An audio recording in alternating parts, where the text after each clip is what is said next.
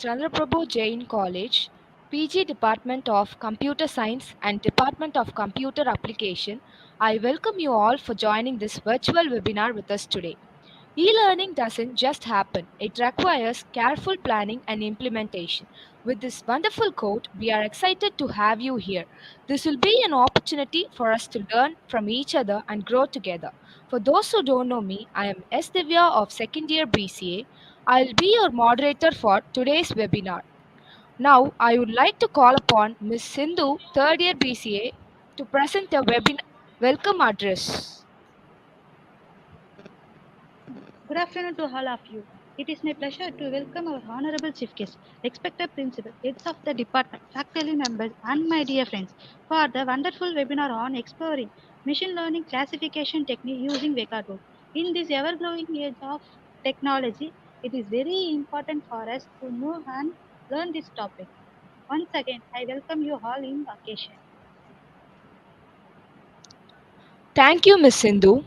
For the things we have to learn before we can do them, we learn by doing them. With this powerful quote, I would like to invite Mr. P. Saravanan, Head in charge of BCA Department and MSc Computer Science, Sri Chandraprabhu Jain College, to deliver the presidential address. On behalf of PG Department of Computer Science and Computer Application, I warmly welcome everyone for the webinar Exploring Machine Language Classification Technique using WEKA tool. The WEKA tool having all inbuilt machine learning algorithms solving real-life problems using data mining techniques. Today we have Dr.A.Kalaivani, Professor, the Department of Information Technology, Rajalakshmi Engineering College, as our chief guest to discuss about this topic. Through this seminar, students will learn machine learning algorithms. I ensure you all that you will definitely take some learnings home today. Thank you. Thank you, sir. Now I call upon Mr. Prabha Bharati of third year BCA to introduce our chief guest cum speaker. Dr. A. Kalaivani, currently working as a professor in Department of Information Technology and associated with Rajalakshmi Engineering College.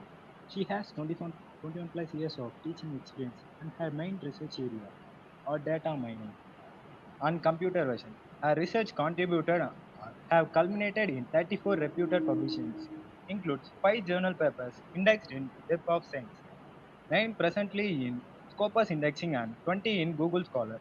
4 papers published and 13 papers presented in international conference and 5 papers published and 13 papers presented in national conference.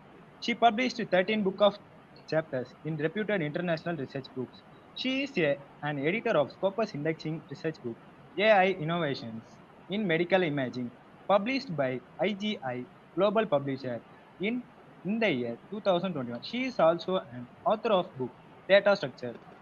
In the year 2020, she published Indian patent on optimization convolution neural network for voice-based sign language recognition, optimization and regularization. Published an Australian patent on a method by system for detecting endometrial cancer during 2022. Her profile indexed in World Book of Researchers from 2019 onwards. She acted as a resource person and delivered researchers series of talks in premier institution within Tamil Nadu.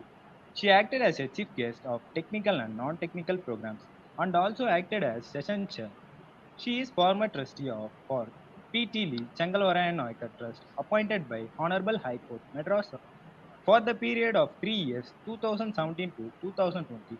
She is an approved DC member of Wales University and SRM University. She is a recognized supervisor of Savita University and currently produced one PhD candidate in domain of aspect-based sentiment analysis.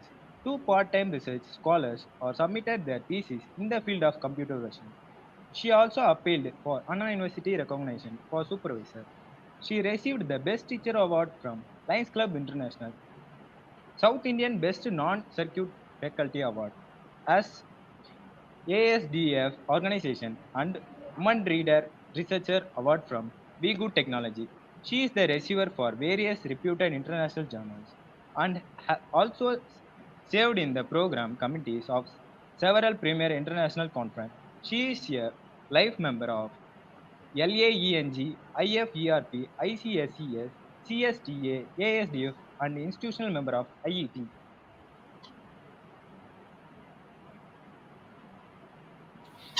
Thank you. E-learning shouldn't be a casual joyride on a Saturday afternoon with the cruise control engaged. The sole purpose of e-learning is to teach. With this impressive quote of Christopher Palm, I request our esteemed guest Dr. A. Kalaivani to present the content of today's webinar titled Exploring Machine Learning Classification Technique Using WEKA Tool. Good afternoon to one and all. I extend my heartfelt thanks to the college, Sri Chandraprabhu Jain College, organizing team, faculty members, management representatives, and everyone. Last but not the least, I'd also thank the students who have been organizing the program very well. Can we move on to the session? Yes, ma'am. Thank you so much. Today topic is exploring machine learning classification technique using WEKA tool. Actually, machine learning is a big ocean. It's a great domain to work on, and you can see all the technology is in front of you in various forms. So it is a deep domain which cannot be discussed in 1 or 2 hours. So I have just made the topic to be concentrated on only classification algorithm. In that to classification algorithm, how that algorithms can be executed using WEKA tool.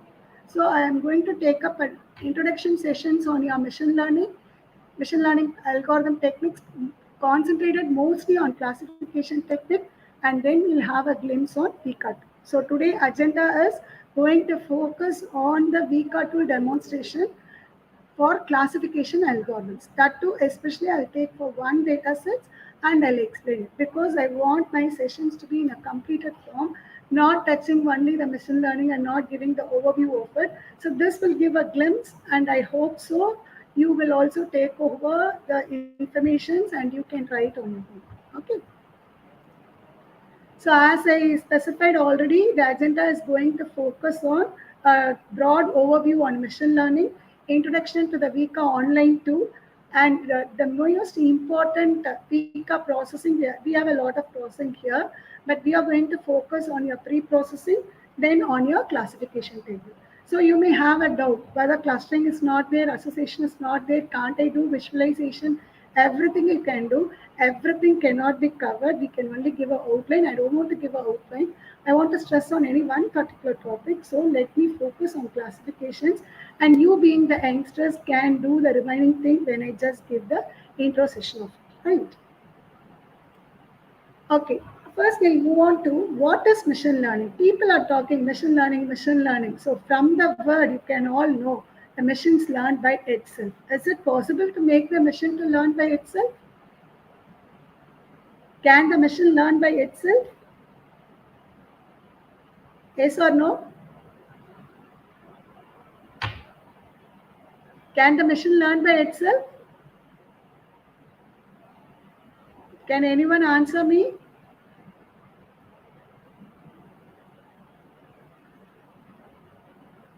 Can the machine learn by itself? Madam, participants on YouTube only, they will Okay, reply sir. on No. answers on chat box, madam. I'll just Okay, sir. you I'll can look into see the on the chat box. screen, madam. Yeah, you can see on the screen the Okay, sir. answers. I'll post the question on the chat box, sir. No, Thank you, no, you sir. can see the answers on the screen, madam. Can you able to see the screen? The answers on the I'll, screen? yes, sir. I can see the Yeah. answers. No, Yeah, if they no. post the Okay. answer, I will share it on the screen. Okay. Okay, sir. Thank you, sir. Fine. The machine cannot learn by itself. Right. Fine. The answer is correct. Okay. Then how you are telling that we have so many machine algorithms, we have so many applications works on machine algorithms, which means we are making the machines to learn. Right. Am I right? Okay. So what is the famous definitions given by Tom Mitchell as machine learning as a study of algorithms? Why we want a machine to learn? When human beings are there, why you want a machine to learn? Because we need the performance to be at a fast rate. You cannot expect human beings to work at a fast rate at all time. You know, morning how you will be fresh. Afternoon, I think you may be a little bit dull enough. By evening again you may get your freshness, but not as such in the morning. Like that it degrades, right? But when I train the machine, the performance will not degrade, irrespective of the time, seasons, or mood, whatever might be. It will work in the same form. So that is the main reason we are telling it why we have to go and take the machines to learn by itself. But it cannot learn by itself. We are only training the machine to learn. Okay, and we are training the machines for what? For what task? Any specific task. I cannot say that in generally I can train the machine for all the tasks. It is not possible. For a particular task only we can train. How we can train? By giving some samples of data. From the samples of data you learn. That is what we do. That is how the machine learns. Okay, so through what forms it learns, we'll give the steps in terms of algorithms. Through that it will learn. When it learns, what is the expected output? The expected output is, I want my performance of the system should be better than human beings. Right. So this is the main objective. So how it will learn? It will learn from data what you are supplying. That is only it's given here. It learns from experience. Is it clear? So very simple. Three parameters you remember: performance, task, experience. Performance is your objective. What is the final objective I have to get? I want to get a good performance. Everyone is expectation is that being a student, you want to get a good marks, you want to get placed, right? That is your objective. Same manner, when I make my mission to learn, the objective is to get a good performance. Okay, for what I need a good performance, I'll define the task, I'll supply the data based on the task defined, based on the supply data, based on the algorithms we are using it starts learning it.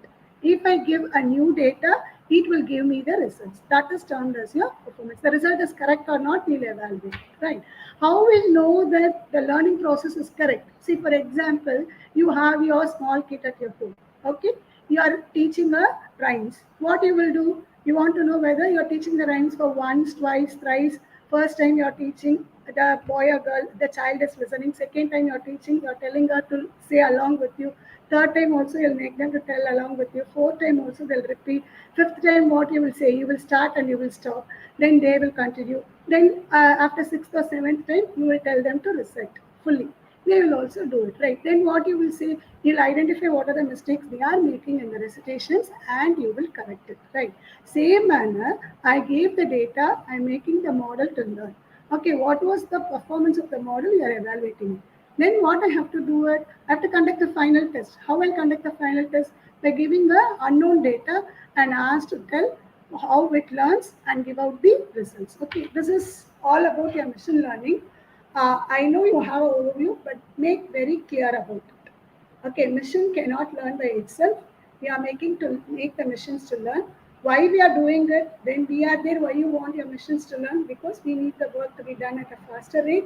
We expect a high performance, no tiresome job at all, and we need not depend on a single persons to do it. Okay, is it clear? So this is the overview. Any doubts you have, you can post the questions on the chat box. So what is machine learning? What is just all about? Shall I proceed? Right. Okay. As a students, you might be doing programming. Now we are telling the concept of machine learning, deep learning, and all. Right.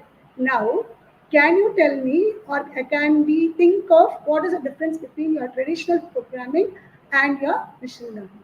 Okay. In your traditional programming, let it be Java, C++, C, or whatever might be the programming languages. I'll give the program. I'll have the input. I'll try to get the output. My job is over. Right. You do your database applications, you'll give a query and you'll get the results. You do your web-based applications, I'll get the front end forms, I'll get the data from the users, I'll store it at the back end, process it, then generates a report. So these are all the programming what we have been doing. Then what is now machine learning? Machine learning is we'll give the data and we'll tell what we want to, right? The programming part will be done by the machine, which means what? The model is that we are telling model, no? The model is nothing but the way in which I have to classify it or I want to do the operations will be developed by the machine itself. How? Based on the data what you have supplied. It will learn from the data. See, when you go on an environment, you look at that environment, you learn many things. Okay, certain things you learn by experience, certain things you learn by observation, certain things you learn from the other's point of view. So this learning you are doing it. The same manner, we are giving the data scenario to the machine and making it to learn by itself. Then when an unknown scenario is given to it, it will react to it. Is it clear to you? Right. And again, whatever I said, why do we use machine learning? Why we have to go for that? As I told you, certain applications human may not be available. For example, you cannot go and navigate on your Mars and do certain things, right? In that cases and all, if you make your machines to learn and put your machines over there, it will do a better job than everyone. And very most real-time applications and all, speech recognition. See, I have my voice recorder. You want to identify who am I from the voice what is recorded. So for that, if you call people and ask that is very tedious. Known person to me can identify it. Unknown person, how can they identify it? And nowadays it is very difficult to remember person itself. Then where come will remember the voice of the person. So today's scenario is like that. So in that cases and all, we need an applications or we need a machine to do the job. So in that process and then we go for it and personalized medicines and in your genomics, genetics, everything we go for it. Okay, but students should be very clear. You may be doing a lot of projects, right? Which projects I have to do a machine learning, which projects I have to do a deep learning. Ahead of machine learning is deep learning, right? Which project I have to go for data science, and which project I have to do a normal application project. You should make a difference of it. Okay, all are going and following on machine learning. Is it necessary for me to do the same thing? That you have to make an analysis. Not at all. We have lot of still application projects are pending. In your college itself, you may have a lot of process that has been done manually. You can automate that. For that, you doesn't need a machine learning. Okay. So one example I gave here is for payroll calculations, we doesn't need a machine learning algorithm. Okay, but other aspects where you want your machines to do it, in that case and all, we'll go for it. We'll discuss the applications, more applications in the further slide of it, right? So, where and all I can go for machine learning? When there is a large volume of data and you need a large amount of computations and you want to take the decisions on your own. Okay, so in this cases, and we are having a lot of problems given from the industries, and we have to sort it out. So industrial problems is not going to have a two or three very simple data sets. It will have a large volume of data set, and it will have a large number of test cases to solve. So in that categories and all, we can go for your machine learning approach. Okay. So machine learning, we have said, and I told you machine learning is nothing but making the machines to learn by itself. So what are the different types of learning we can do? See, when I have a class of students, I have different category of students. How I'm saying there are different category of students. Some students are short, some students are average, some students are having that learning capacity very less. Like this and all, we are categorizing it. Based on what? Based on the learning capacity, based on the observation. Same manner, you're telling I can make my mission to learn. Na? What are the different types of learning you have? The different types of learning is supervised learning, unsupervised learning, semi-supervised learning, reinforcement learning. So what does supervised learning means? I'll give the data and I'll give the output. See, I'm going to give a large volume of data. I'll give an example. Right, I will take your students itself. I'm giving the all the BCA, all the computer applications, both UG and PG students' data into the missions. Let me take, I'm giving some academic records, other credentials records, achievements, etc., etc. Right? For each student, your faculty has labeled into 5 categories: excellent, good, fair, poor, etc. Right? Now, what I want to do is, now I've given the category, I've given the data sets. Both are there. Again, I'll repeat, I've given the data, I've given the category, which means each data belongs to what category of students. That is given along with the data. So this is given to the user, given to the mission. Now the mission will learn the model. What learning is adopted here is supervised learning. What do you mean by supervised learning? See, I know the data has to fall into only this 5 category. If I am giving the new students data where the class is not predicted, not given by the faculty, but now you are telling the mission to predict the label. In that case, what happens is the mission learning what it has done as a supervised learning. Why we give the name supervised is I have given only 5 class labels. Within this class labels, where you learn it. Okay, you cannot go beyond this class labels, which means what? you will program it for categorization of this class labels on only on these class labels. Only 5 class labels I have to do. On what conditions I'll categorize the student as excellent. On what condition I'll categorize the student as good. Or on odd condition I'll categorize the student as average. So like this, you have to specify it. Okay, so that program and that learning part is called as your supervised learning. Okay, so like this, any other applications can you text on the chat box for supervised learning? I told you your students application. Like this, can any other applications? If you know, you just give it on the chat box. Okay, let the answer comes, we'll proceed to the next type of learning. It is unsupervised learning. Okay, so what is unsupervised learning is? It is nothing but you're giving the data, but no class labels will be given. So the class labels are not given. I'll say that I have set of students data, but I didn't categorize it. Whether it's good, bad, average, or poor, whatever might be the category, I have not categorized it. So in this case, I'm telling you group this data into 3 groups or 4 groups, right? Which means that is called as unsupervised learning. We are grouping the data first. After grouping it, based on the characteristics of the data, we will label it. That is called as unsupervised learning. Okay, so here I have a group of people. You take a video streaming video or already taken videos, whatever might be the case. In that there is a crowd of people. I want to group the people into similarity and dissimilarity category. In that case, you can go for your unsupervised learning. Next one is semi-supervised learning is what is for few data will give the labels.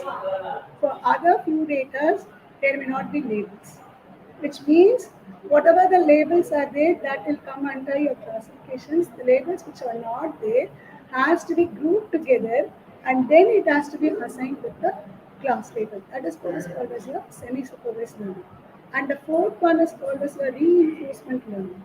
So this is a real-time learning what we have to do here. Depending upon the situations, you take the move. Okay, so rewards from the sequence of actions. You are having your computer gains.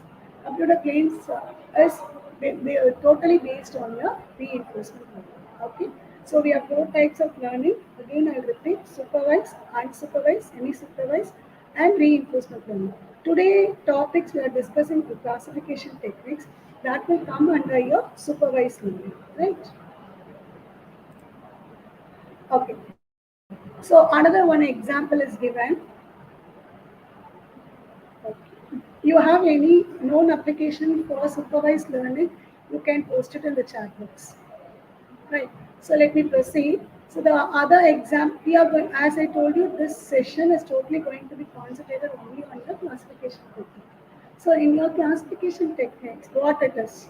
Okay, so here I have given you x1, comma y1, x2, comma y2, up to xn, comma yn. What it is your x1, x2, x3, all that are called as your values, data, attributes. It can be anything. Right, I told you students will be categorized into 5 levels. So for categorizing the students into 5 levels, what are the data I take onto it? Considerations, I can take your academic data, I can take your achievements data, the other excellences, everything can be taken into consideration. These are called as your X labels data. What is your y1, y2 will be your class labels, right? So for each data row, a class label is assigned, which means what? The learning is focused. Any data comes into it, I can group into only this 5 classes or 4 classes, whatever that has been specified. So one example is given here is your breast cancer, where you, based on your tumor size. Okay, so breast cancer, if I can take the image of the breast, okay, from that we'll identify the tumor size. Based on the tumor size only, that is the only attribute we have taken it. Based on the size of the tumor, it can be predicted either as benign or as malignant, right? So here I have 2 class, only benign or malignant. Okay, so we have a breast cancer, so this 2 category, which category it follows it, will be identifying. Okay, then one example for unsupervised learning here is, you just see there are set of data points given here, right? We'll assume that this data points are of color data points, but here I showed only of gray color, right? We'll assume that these data points are a mixture of color of green, red, and blue, right? Once clustering is applied, all the green color data points will be together, all blue together, and all the red has to be together. How it will be grouped together based on the similar characteristics. See, in your class, I'm telling you, form some 5 groups. I want to give a project to you. What immediately you will do? You'll go and join with your friends, or you'll go and join a group with similar characteristics, right? So finally, I'll get 5 groups. Then for 5 groups, I can give a name. Group 1, group 2, like that. Okay, so this 5 groups, how it is formed? It is formed based on clustering. I've given only the counters out of any number of students available form 5 groups. Sometimes I may say that is in each group there may be a 3 or 4 students, that conditions I can give. If the condition is given, fine. If the condition is not given, one comes with the group also, we need to accept it. But I told you the condition is you have to form 5 groups, right? So similar characteristics will be formed, but here class labels are not given. So this is what is called as your clustering. Clustering algorithms comes under your unsupervised learning. Under your supervised learning, the classification algorithms will be discussed in detail. Okay, and this reinforcement learning, this is what I said. Depending upon the situations, you will act upon it. So I have my samples read, I have understood my learning model is well, but how we will react to it now based on the situations. If you are playing a chess with your computer or any game, whatever it might be, depending upon your move, the next move is decided, right? So this are all the examples of your reinforcement learning. Your real-time problems can be solved with your reinforcement learning. See, for example, if there is sensors array, sensors will detect a value. If the value is beyond the threshold, do this action. If the value is below the threshold, do this actions. Like that, we are doing it. Or if there are some many alarm systems are available nowadays. How the alarm systems gets activated is based on the environmental values, whatever it takes. So that also will be taken into consideration. Right? So basically, learning process, let it be supervised, unsupervised, reinforcement or semi-supervised, whatever might be, what will be the basic steps? I'll get the data from the real world. Okay, the data should be a real-time data. Okay. See, for examples, I want to predict the performance of your college means I have to take the students of your college data. I should not take the students' data of other colleges and say that this is the performance of your college. So that's what here the word given here is real world. Your task is to identify the performance of your students of your college means take the data of your college. Okay, how much of data I take? I cannot take a sample of 2 years or 3 years. For past 10 years or 5 to 7 years, at least you take it. Thereby, I can understand the behavior of the students, right? So the data. So this real world data can be captured through various forms. What I told you is you have the data in your database or in your Excel sheets. That I can do it. I can go for videos to be captured, or I can take the data from even from sensors. Whatever the data you have collected is a raw data which will have some noise or which will have some missing values. I want to convert the data into some other forms of it. See, for marks column, like, yeah, you can have a marks between 0 to 100. But there will be a data entry error where the data entry operator should have entered the value as -4 also. That value, if it is taken as such, the learning also will happen wrongly. This machine will not know that marks, it has to be 0 to 100. Only human beings knows it. -4, it will not understand. It will take that as a value and it will just learn a model or build a model. That should be avoided. So we need to go for this pre-processing techniques. A lot of pre-processing algorithms are there. Never miss out the steps, which means what? I have to look into the data cautiously and see how the data are given. Do I need to clean the data? I need to remove the noise? Or I have to fill the missing values? All the things has to be thought of. So you should have studied a lot of pre-processing techniques when you are discussing your data mining paper that has to be cleanly applied, not for the sake of learning and getting marks. And any data mining projects, if you take up or your machine learning projects you are doing, that means you have to apply your pre-processing techniques. Right. Now, next thing is dimensionality reduction. What it is? See, I told you for students' performance, I am taking the data from multiple sources, right? and then I have a large column of values for each student. So I said personal records I'll take your academic details, I'll take your other achievements, I'll take your excellences in other things also. Like this means the number of fields of data for one student will be very, very huge. Okay, now in that do I need to analyze it and identify what are the fields required or what are the fields are not required. That has to be identified. For identifying the required fields and required data, we can go for this dimensionality reductions. If the number of fields is very limited, that is number of attributes is very limited, column heading is very limited, then we not go, we can process with that. But then also if you do it, your performance will be good. So that has to be done here. For that only two techniques are specified. Feature selection, feature projections, everything can be done here. We not go into depth of it, just know what it is specified. After doing this, so surely any projects when you do your pre-processing and then do your dimensionality reductions. Then you go for model building. This is the next phase where your machine learning part comes. So in this part, which learning you're going to adopt, you decided, which algorithm you're going to use it also, you just decide. And the model will be built up. Okay. Once the model is built, can I say that whatever the model built is right? No way. I cannot justify. How to justify that or how to say that whatever the model I built works well? So for that you need to validate your model. Okay, so for validations and testing, we have to send some data and just check the accuracy of the model. Okay, once it is done, once it is perfect, then only we can give this model to the end users, and when any unknown data comes, that can be tested and you can see how it works. Okay, so this is the overall machine learning projects or any data mining projects you take up. This is the overall steps you have to do it.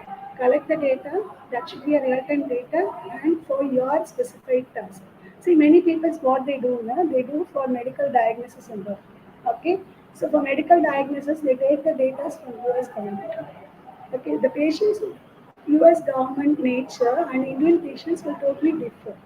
With that, you cannot claim that I can classify these patients as having a cancer or not, breast cancer or lung cancer, whatever may be, whether they have a chance of having the heart attack or not, whether they are facing a diabetic retinopathy problem. All these things you are saying fine.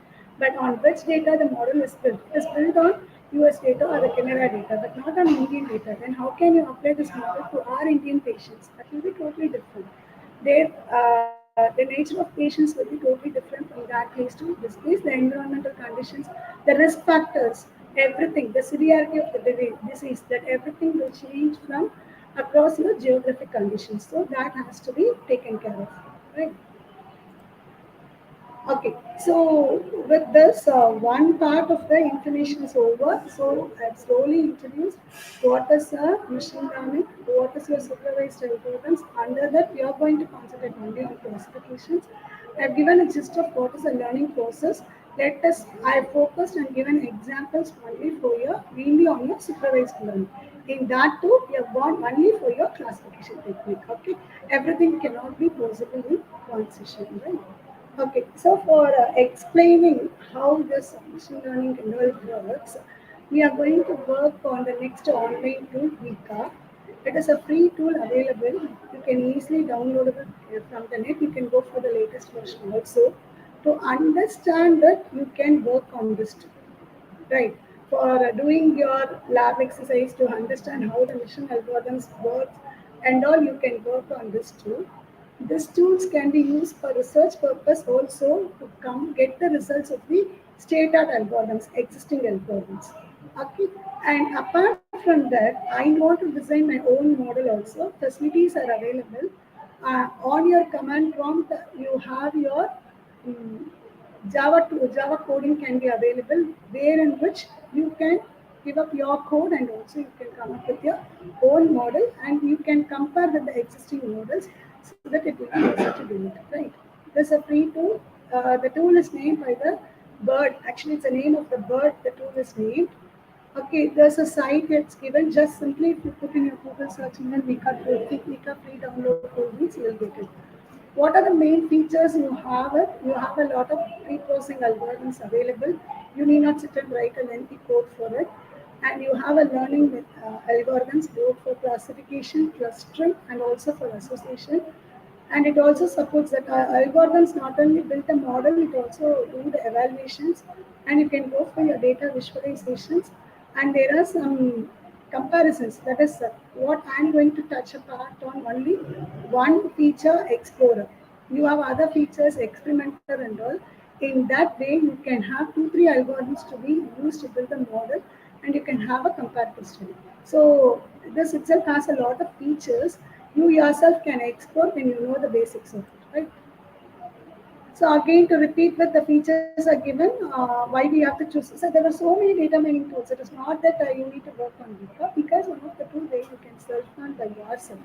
And people nowadays are familiar with Java, means they can have their code also to be developed based on this. Okay, so it's a platform independent, open source. Any systems, it is easily adaptable.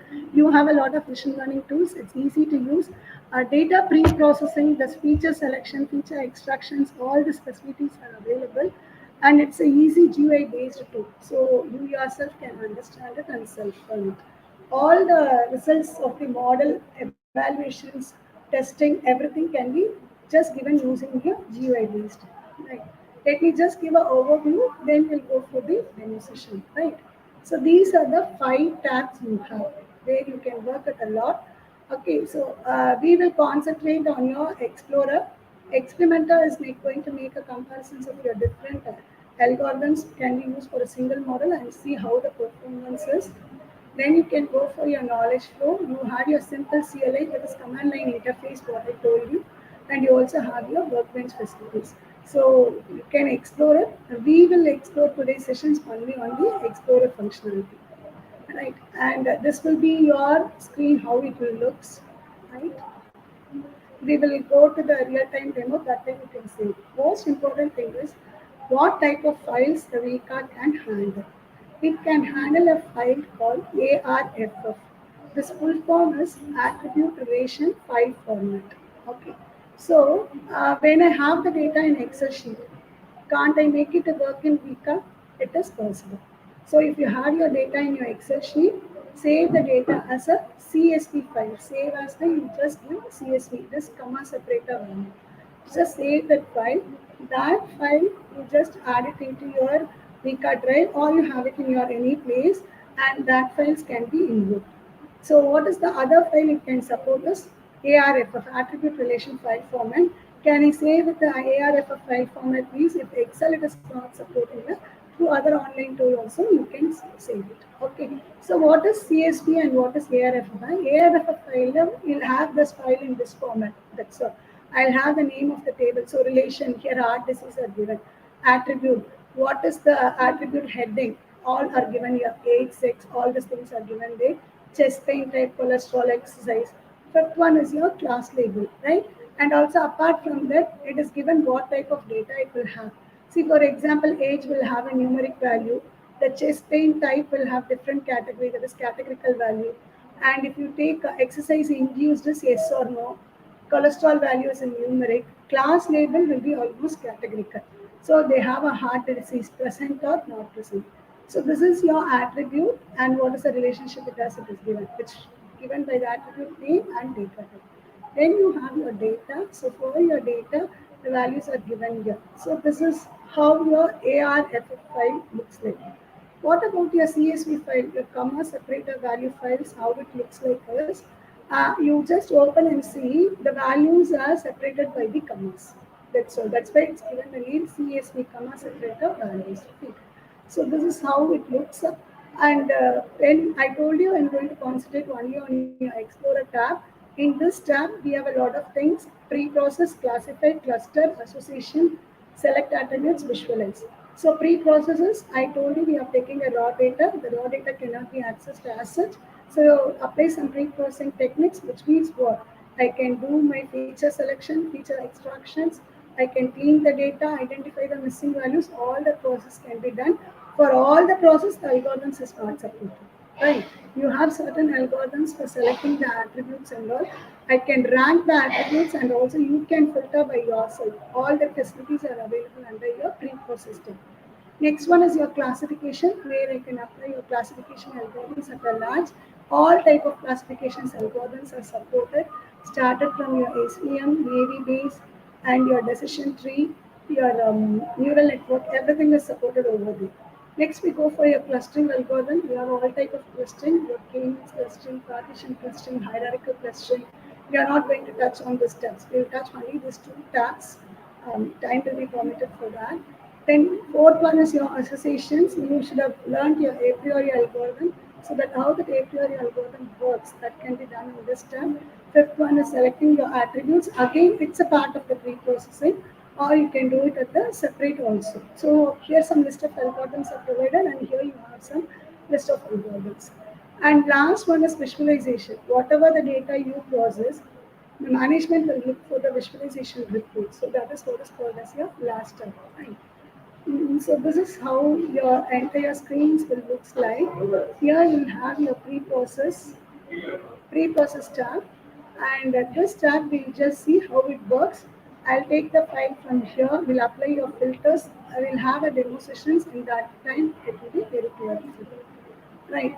And how to process it and all, we'll see it in the next. This is your visualization. See, for example, suppose in your previous slide I opened a file, right? In your next slide you just see the file name is chosen, that relation is coming. What is the name of the relation? Iris. How many instances are there? 150 instances. How many attributes? 5 attributes. All the 5 attributes are shown here. Then here this is the visual representation of statistical value of that attributes. Okay, so like this you can see, this is your first step. Like that we can go for the second tab, classifications, and we can do that. This is, see what is this is, I've selected your class label, and the statistical value of this class labels are shown here. So here we have 3 category, Iris, Serosta, Versicolor, Virginia. So each, under each class label there are 50 records, so 50, 50, 50. So here if you see, all 350 distributions of record are in the same level with different colors it is shown. Okay, this is your visual representations of the data with respect to the class.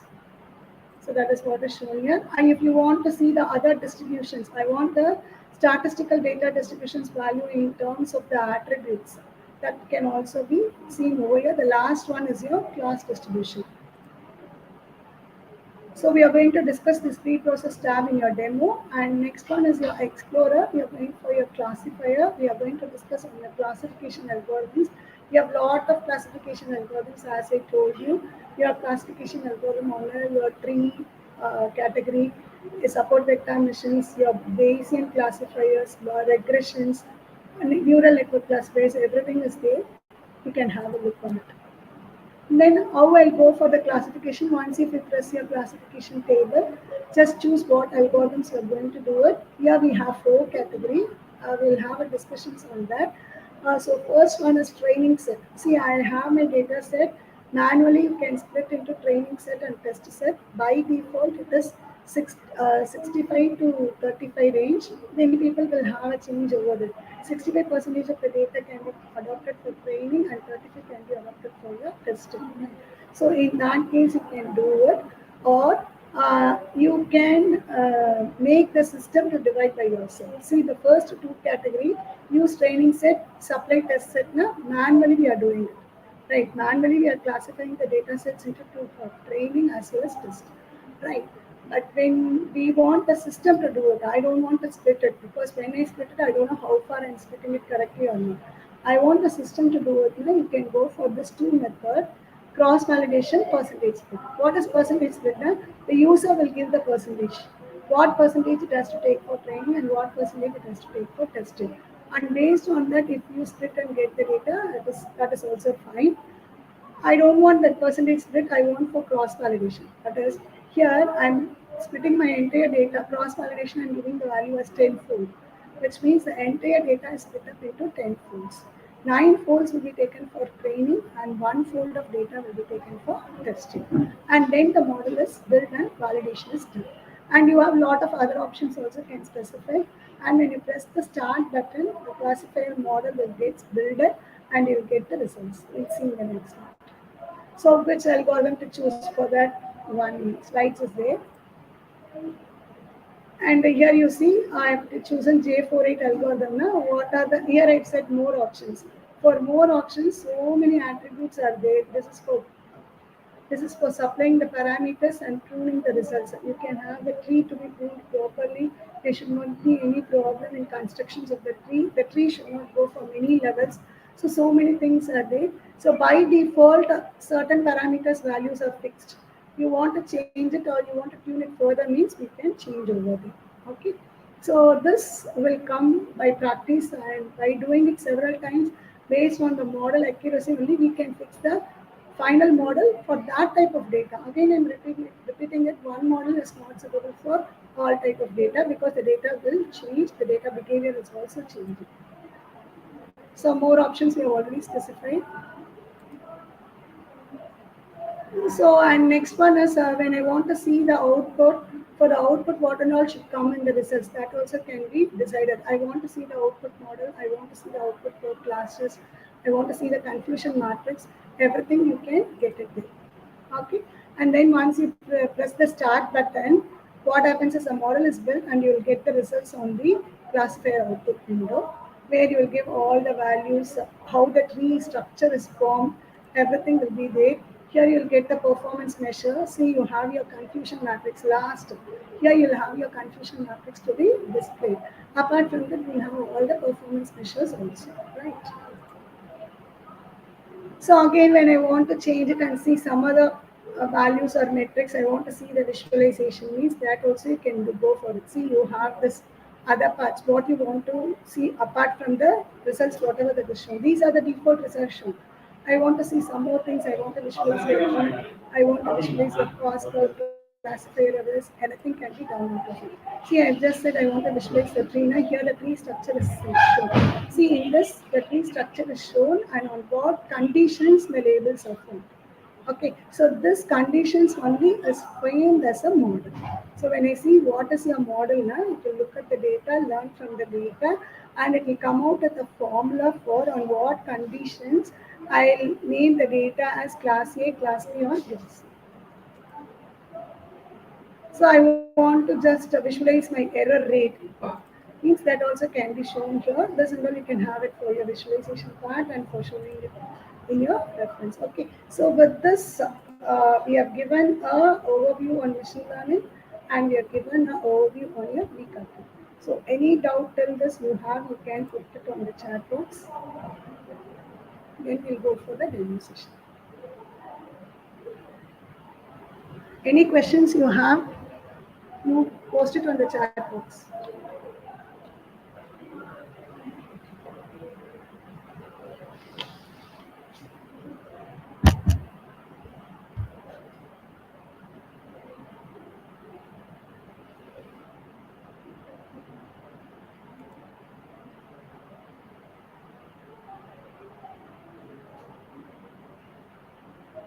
Sir, can I start that WEKA demo code?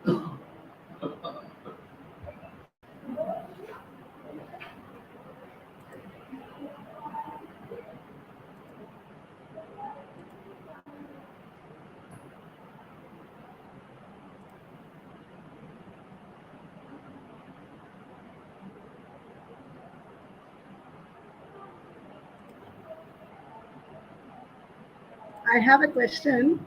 What is the limitations of the WEKA tool? No doubts.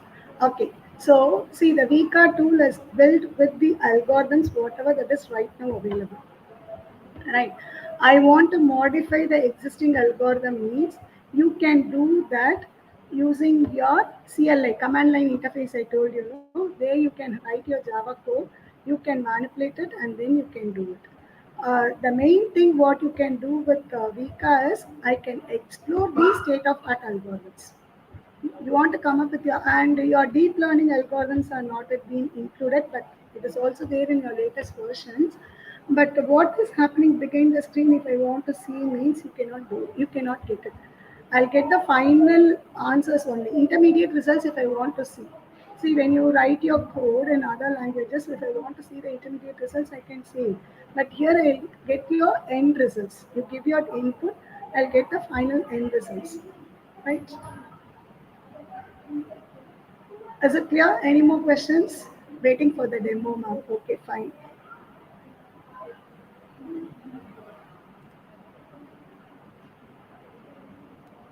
Sabarishna, give me the permission to share the screen, sir. Yes, ma'am.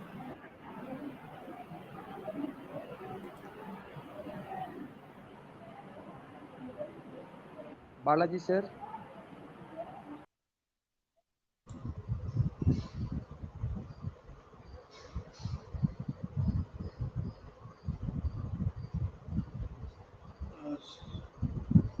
Sabrish, I ask madam to join again with share screen. Okay, sir.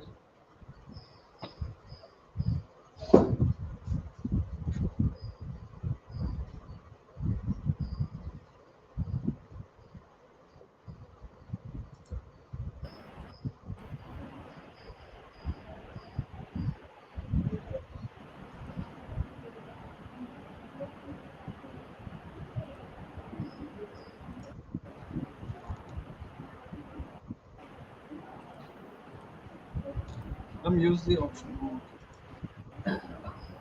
Sir, is it now clear, sir? Yeah, it's visible, madam. Clear. Okay. So this is your WEKA tool screen. After installing it, if you just make it to run, automatically this WEKA tool will come in your C drive. Softwares get loaded in your C drive. And on your command prompt itself, if you type WEKA, you can get your WEKA tool on your start button and then you can click it on. So these are the four options you have: Explorer, Experimenter, Knowledge Flow, Simple CLE. Explorer, under this only we have your pre-process, classification, clustering, visualization, everything. Experimenter is I can have two or three models. That is ensemble learning, they'll say. I can build upon, instead of using a single model, I can use two or three models also embedded together and you can do it. That is your experimenter. Knowledge for is graphically you want to see the comparisons of the model. See, I have one model, decision tree, J48 algorithm I have. I am comparing it to the other decision tree algorithms, how it will look like. I want to see the visualization of it. Then you can go for your knowledge put. The fourth option is simple CLI. There is simple command line interface. I don't want to use your existing state of art algorithms. I want to come up with my own model. Thereby, I can see my intermediate results. I said one of the limitations is you can give the model to build and you can see the final results. But I want to see the intermediate results. In that case, or I want to change the parameters and see what is your intermediate results. In that case, you can have your Java code to be written under this simple CLI interface, and then you can run your Java code and make your own model to be built upon. That will be a good research, a good projects, and then you can compare with the existing algorithms. When your algorithms come up with a better performance, you can claim for it. Right? So I'll go to the first model, Explorer.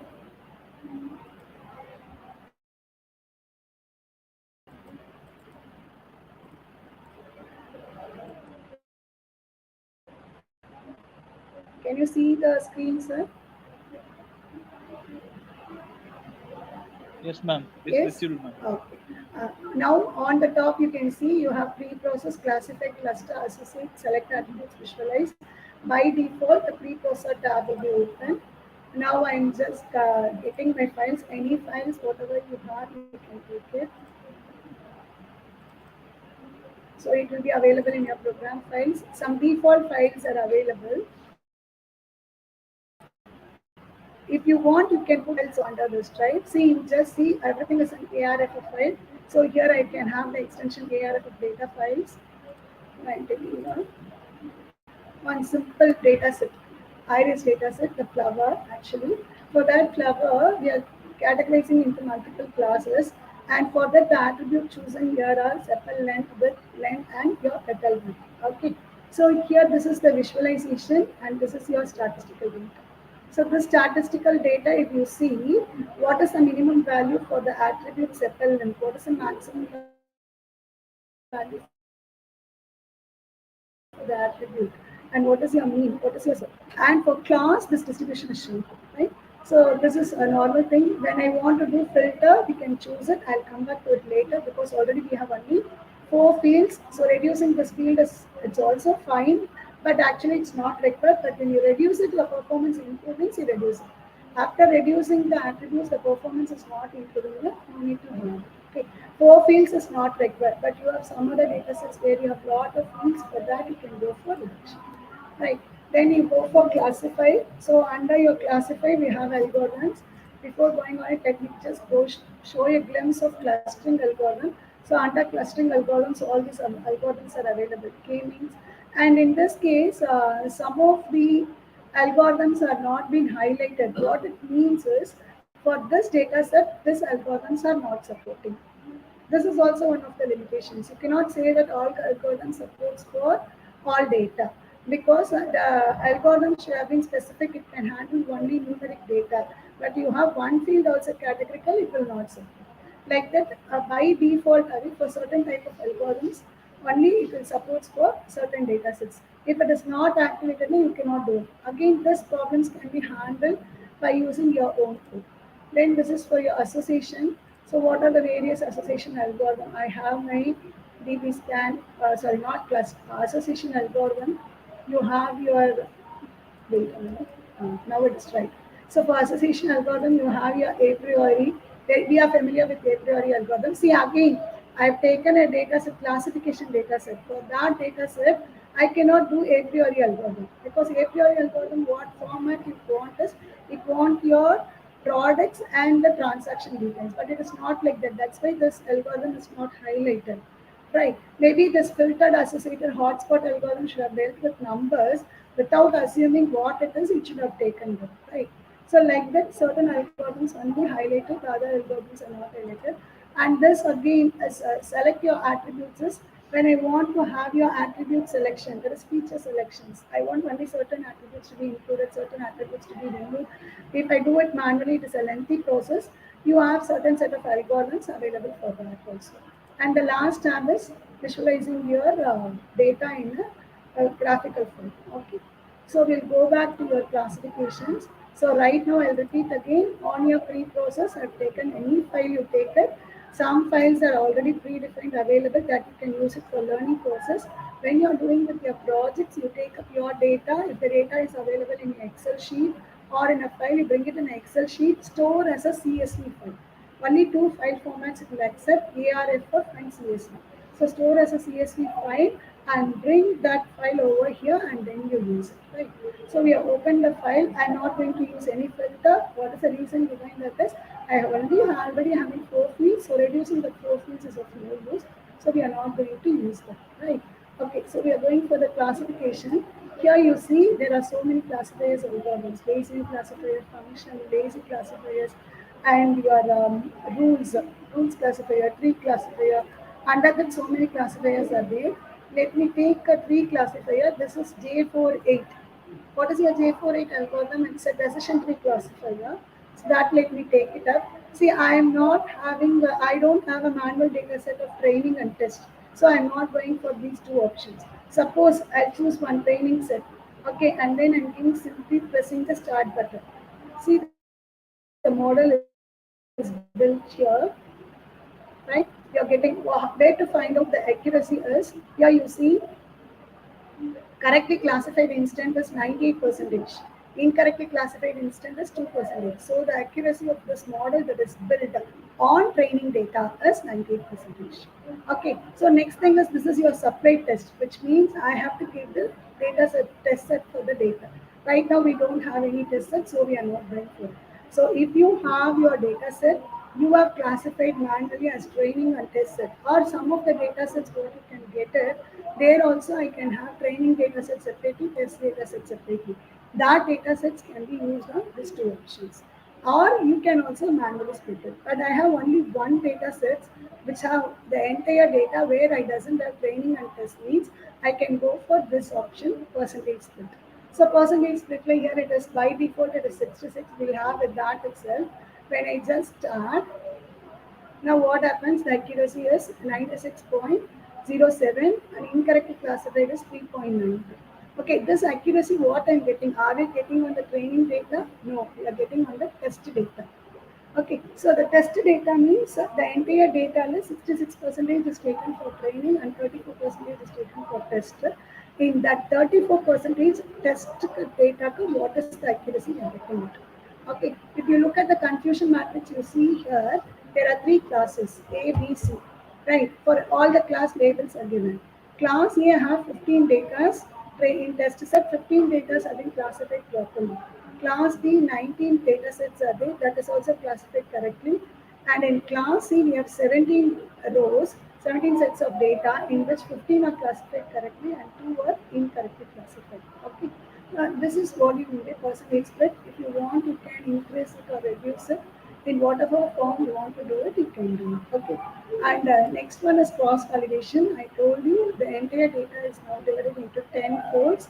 Each folds, whether one fold is kept for the test and 9 folds are used for your building the data. Again, let me give you the options. You see here.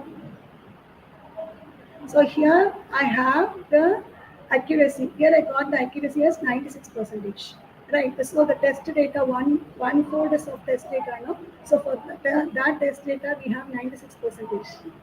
And the remaining 4% is for incorrectly classified instances. So here the total data taken is 50 for each class. So totally 150 rows are there, in which 49 records are correctly classified, one is wrongly classified. Same manner, second the class label ka 47 are correctly classified, 3 are wrongly classified. Third class labels ka 48 are correctly classified and 2 is wrongly classified. So I can go for cross validation. So these are the 4 categories we can do. Okay, and apart from that, there is more options. So in this more options, all this, see how we are getting this classifier output. You see there, output model, output per stacks, output confusion matrix, store predictions for visualizations. All this are set default. Right? If you want to add, so here you have output source code. When I click this, I get the source code Madam, also available. sorry for the interruption. Your Tell me, screen is sir. static, madam. No demo is visible. Only Is it so, this sir? first screen was visible. Yeah, students were asking questions. They couldn't able to see the Wait, demo. wait a minute. I'll stop sharing and I'll do again.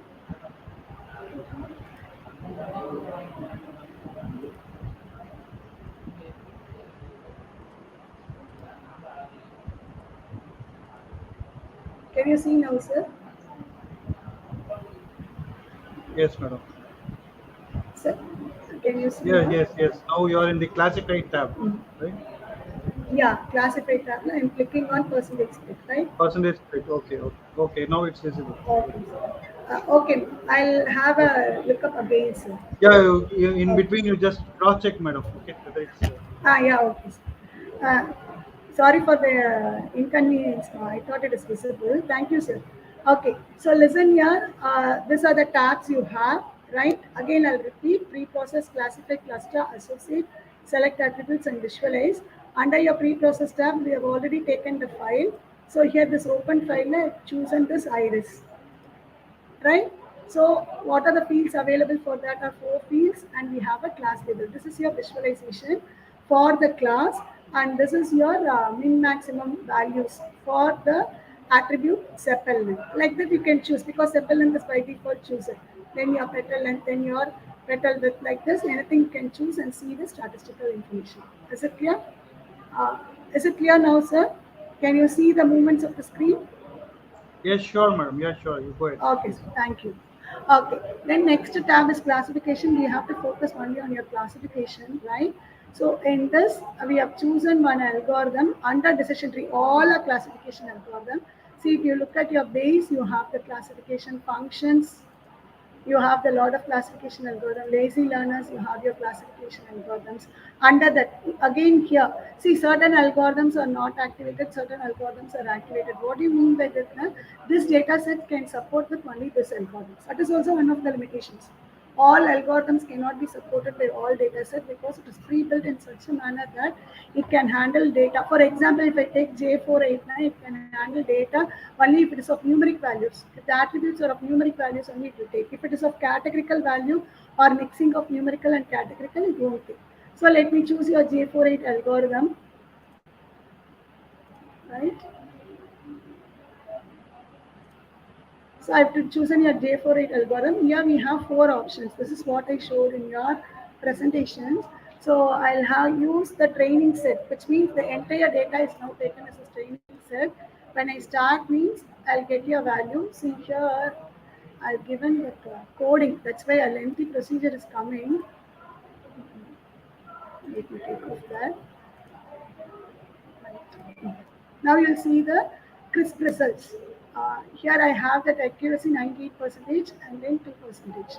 How this is coming up for the entire data set, total data set is now given as a training set and asked to build the model. So this accuracy is for training set, it is not for test set. So they have supply test set, we have to have the data set for this additionally and then we have to do it. When we take the data sets from your mission repository and all, we'll have different category. I have full data set together or I have the data set split into training and test. Like that many multiple forms will be there. So which you want to choose it, you have to decide it, right? And next one is percentage split. See, I don't know how to split the data. I want the system to do the splitting means you can give by default the percentage split is 66. So just give that and then you do it. Here you see the accuracy is given. No, again I'll repeat the accuracy is given only for the test set. So 66% training data, 34% test data. For 34% test data only, the accuracy given here is 96 and 3%. So that is how it is given, and here you will have your true positive, false positive, all the values are specified over here for class. With respect to class, it is given, right? And for weighted averages is what now total of all the class consolidated value is given over. Okay. Again, I'll repeat, this is only for the model that is built and test data we have given it for checking. So yeah. Then here, what is this confusion matrix is the total test data for each class. For iris setosa, it is taken 15. Second class, it is taken 19. And third class, it is taken 17. So first class, 15 data, it is being classified as 15 itself. Second data, 19 data correctly classified. When it comes to the third classification, out of 17 data, 15 data are correctly classified and 2 are wrongly classified. Okay, thereby the 2% of classification, 3% of classification error is coming. Right? We cannot expect 100%. If the students comes and say that 100% accuracy, the model is built, it is not correct. It's actually wrong. We cannot do it. Right? So, and then the third option is cross validation. Cross validations, I told you, you can divide the entire data into 10 folds. In the 10 folds, one fold is kept for testing, the remaining 9 folds is kept for your training. Okay. So when I give here again, the model is built, the accuracy is given. You see here I'm getting 96%. So in percentage split, I was able to get 97%. In cross validations, you're getting 96%.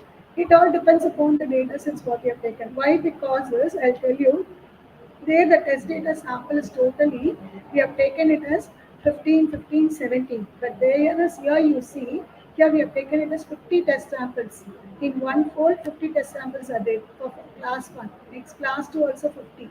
Class 3 also 50. And one more thing is, in class 2, 47 are correctly classified, 3 are wrongly classified. Class 3, 48 are correctly classified, 2 are wrongly classified.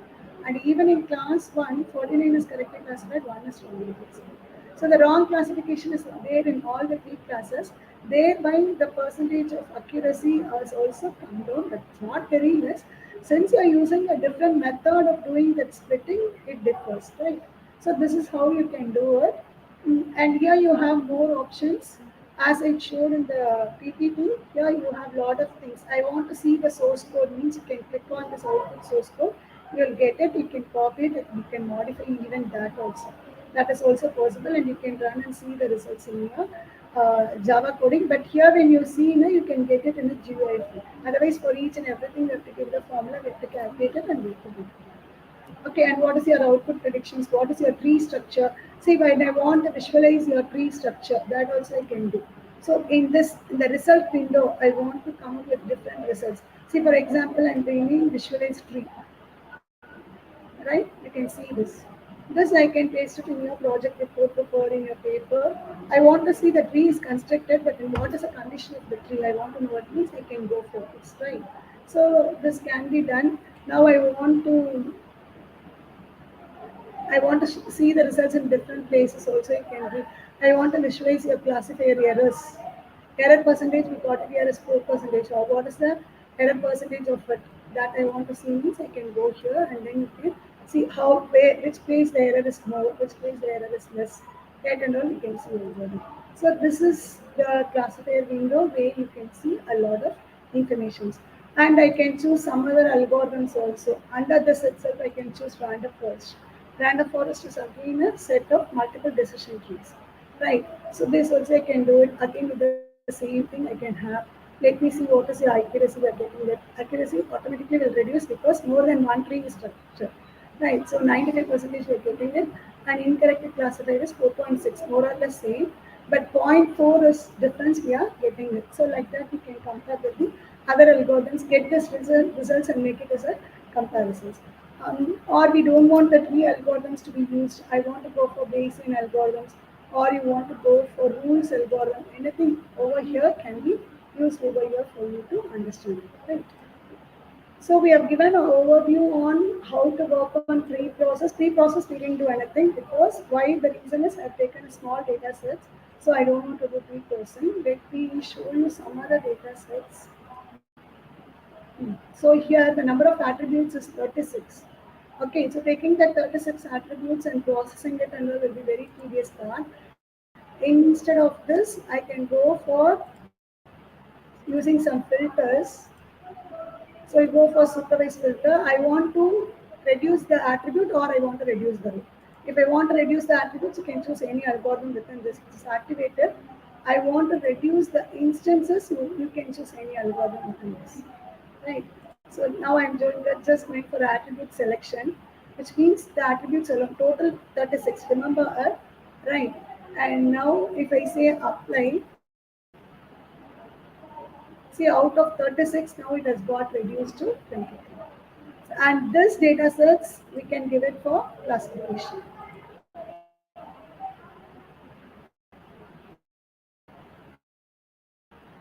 See,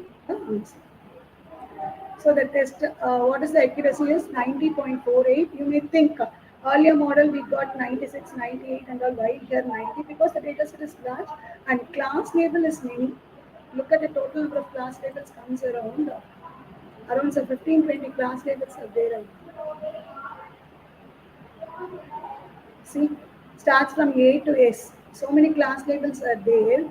Due to that reasons, so number of attributes is 23. Total attributes is 23 and your total instances is 683. Number of records is 683 and class label is more than 10 or 15 are having it. That is the reason why we get it. We want to know the class label correctly means just click on the class, see how many class labels are there. This is the reasons why the accuracy gets reduced.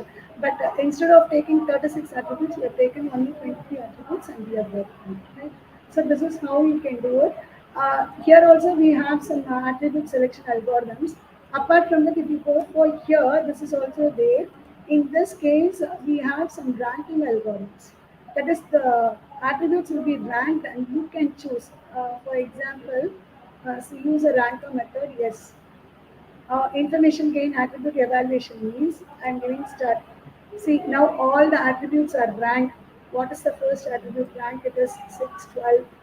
So 22 attributes. See, already I've applied pre-processing there. And after filtering, I'm again giving another filtering algorithm. In this filtering algorithm, the attributes are ranked. So the attributes are ranked from 1 to 22. I want to take the only the first 15 attributes now. Go for the attributes which are ranked from 1 to 15. That alone you just choose it. How to choose that?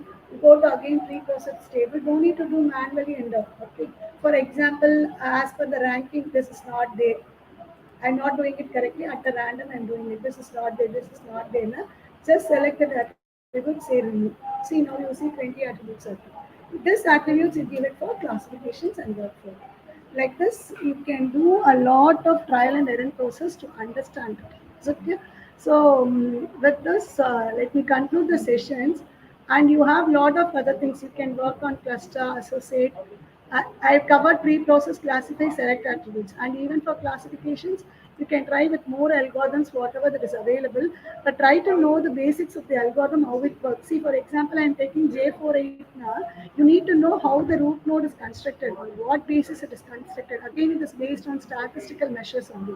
The entropy, information gain, and all it is calculated for each and every attributes, which is having the higher value it is fixed as your root node. But the theoretical information, you know it. Otherwise, what the people are going with, you are going for a smart work, but the smart work doesn't give a depth knowledge. And when you want to modify your model, you cannot do it. So that's what I'm saying. Focus on the models, what you're doing it, and learn in depth of it. And this version doesn't support your deep neural network, but you have a versions to support for that. But first explore machine learning well, and then you go for your deep learning. Again, one open question to you all is decide when to use your machine learning and when to use your deep learning. Not only when to use your traditional programming and machine learning, you also have to know about this. Now the session is open for you to post any question. Okay.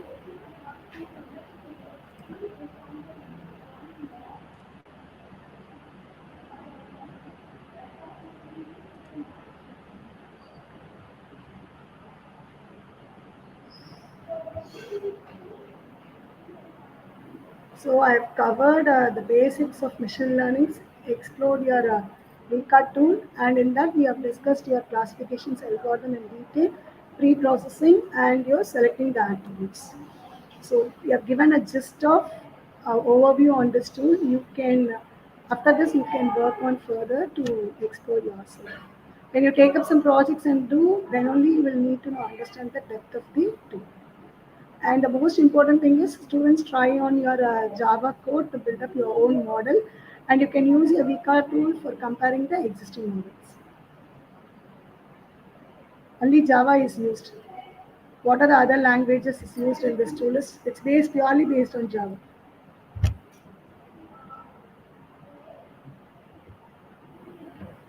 Yes, only Java is used. Any other questions?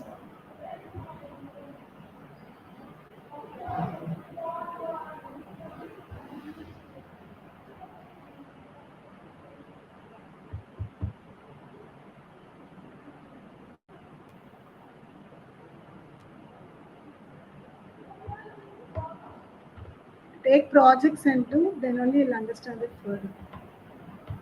This 1 hour sessions will just give you an open site to work on machine learning projects.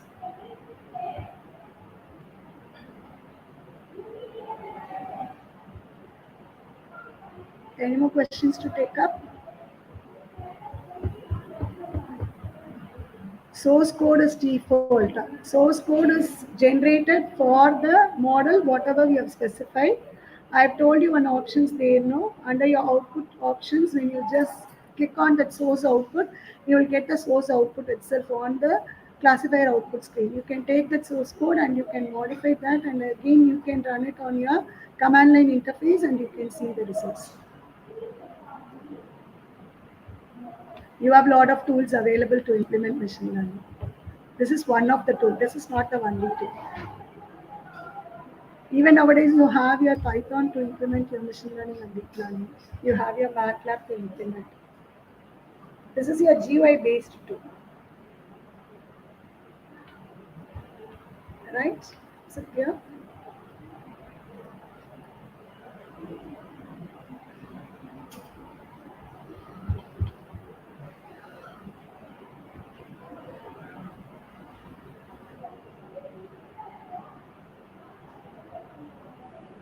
to implement the machine learning, there are many tools. WEKA is one of the tools.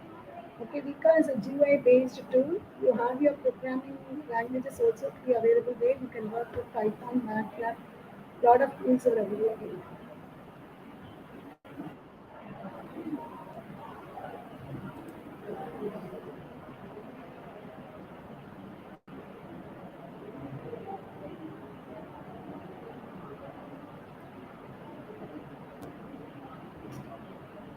Where will I use this tool for your data mining projects or your machine learning projects?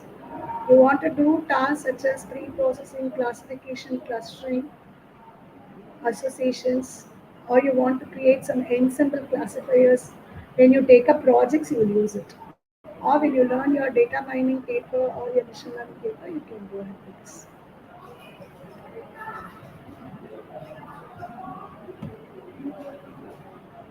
Any more question?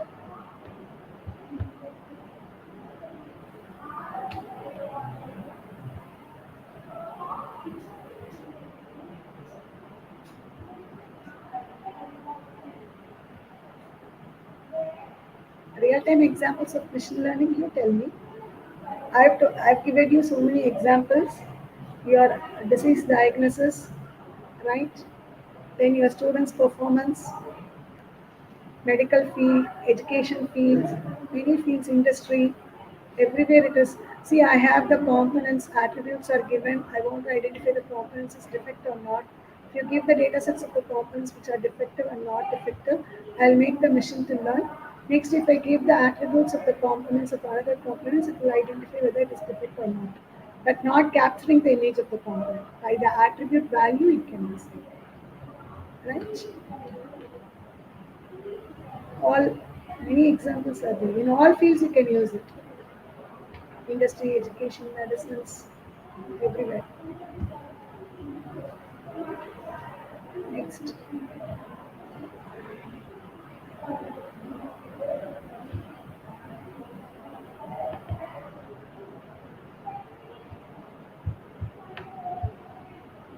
Any more questions to pick up? Welcome, Sindhu.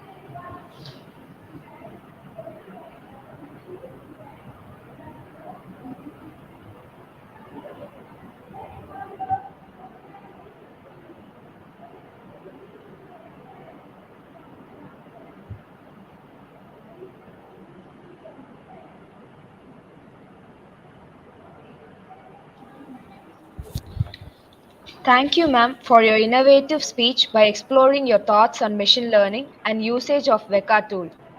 Dear participants, do you have any other clarifications?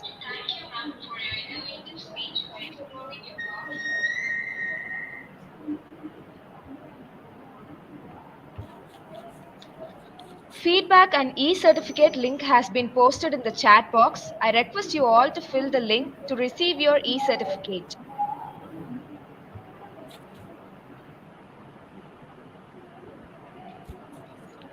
Now I call upon Ms. Yam Sivaranjani of 2nd BCA to propose the vote of thanks. Good afternoon to one and all present virtually on behalf of SCP Jain College. I am M. Shivaranjani, second year, Department of Computer Application. Take this wonderful opportunity to thank our Honorable Chief Guest Dr. A. Kalaivani, Professor Department of Information Technology, Rajalakshmi Engineering College, Chennai, for spending her valuable time with us in spite of her busy schedule. Thank you, ma'am, for your valuable guidance of exploring about machine learning and classification technique using WEKA tool. Thank you, ma'am. Thank I you. would further extend the heartily thanks to our Secretary Sir, Principal Ma'am, Head of Department, faculty members, and public relation officers, encouraging us to undertake the responsibility by providing us a wonderful topic in a webinar. I would also convey my deep sense of gratitude and appreciation goes to all participants who were live with us and attend the webinar with great enthusiasm and make it a great success. Once again, I thank you one and all. Thank you, Ms. I take this Sivaranjani. great opportunity.